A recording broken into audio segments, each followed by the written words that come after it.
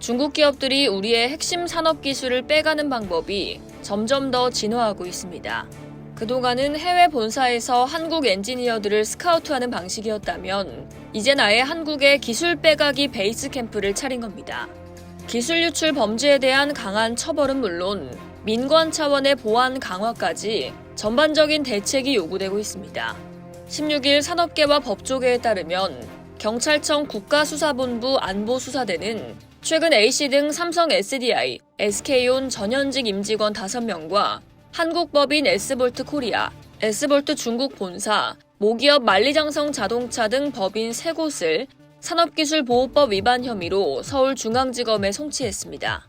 S볼트 중국 본사는 국내 지사인 S볼트 코리아를 설립하고 2020년 6월 서울 성북구 고려대 산학관에 연구소 겸 사무실을 차려 주요 전기차에 들어가는 삼성 SDI, SK온 배터리 관련 국가 핵심 기술을 유출한 혐의를 받고 있습니다.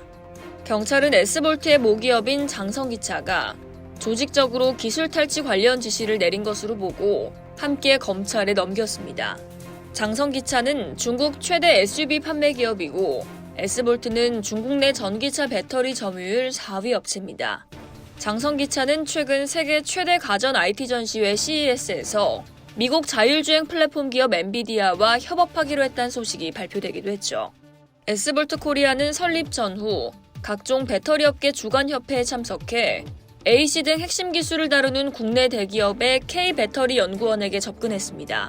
국내에 사무소가 있으니 중국 본사 사무실에서 일을 하지 않도록 해주겠다며 S볼트 코리아로 이직하도록 유혹했습니다. 기존 연봉의 최소 2배 인상, 막대한 보너스 등도 약속했습니다. 중국 본사 사무실에서 일을 하거나 자주 출장을 요구했던 기존 중국발 기술 유출 사건과 달리 S볼트 코리아는 국내 근무의 장점을 내세웠습니다.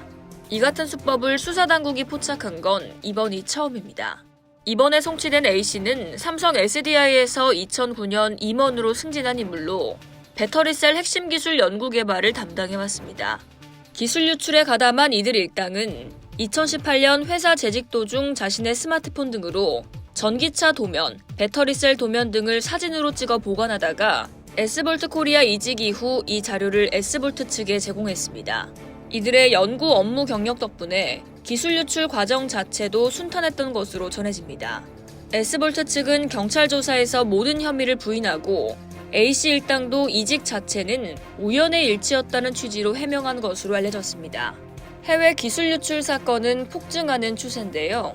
경찰청이 지난해 2월부터 10월까지 경제안보 위해범죄 특별단속을 실시한 결과 해외 기술 유출 송치 건수는 전년 동기 대비 75% 증가했습니다. 경찰은 해외 기술 유출 사건을 총 21건 송치했는데 이는 2013년 이후 가장 많았습니다. 피해 기술별로는 디스플레이가 8건으로 가장 많았고 반도체 기계 3건, 조선 로봇 1건, 기타 5건 순이었습니다. 이상 여의도TV였습니다.